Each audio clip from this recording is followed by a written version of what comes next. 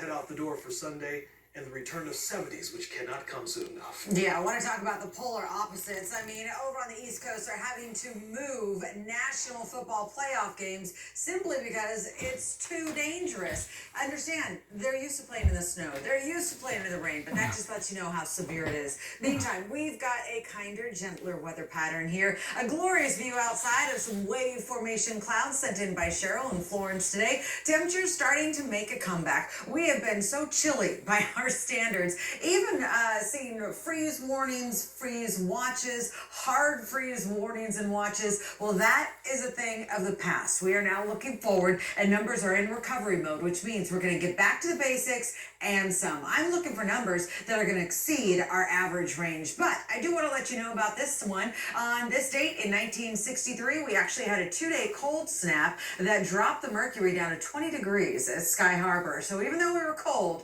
we're not going down in the record books, at least not like that. Tonight, mostly clear skies, temperatures dropping down to about 40 degrees. For tomorrow, I've got plenty of sunshine for you, couple thin clouds here and there, but here's the focus of the forecast right here. Variable winds. Because the winds are now shifting, that means we're going to enter into a new weather pattern, and this one is coming equipped with warm energy. As you look at the rest of the nation, Kansas City, -10 with the wind chill feeling closer to -40. That is brutal cold. So a wintry mix is definitely plunging in the nation's midsection. None of that is impacting us though. Instead, my attention is in the Pacific Northwest where there's another storm developing, but this guy just doesn't look like it's going to be a weather maker for us. The jet stream is going to stay ahead of the Four Corners area, so even though it's going to brush our region, it doesn't look like it's going to bring any precipitation. Couple thin clouds, low clouds, absolutely. And when that moisture gets closer, that's going to tighten up the pressure, so we will have some wind to talk about.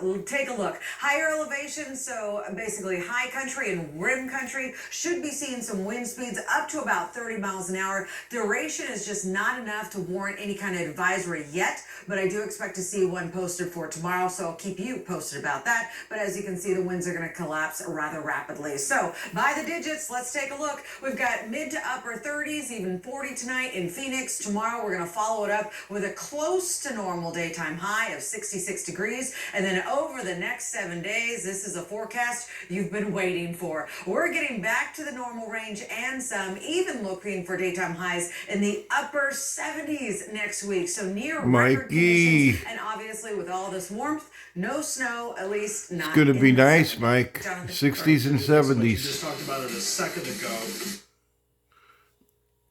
Not bad.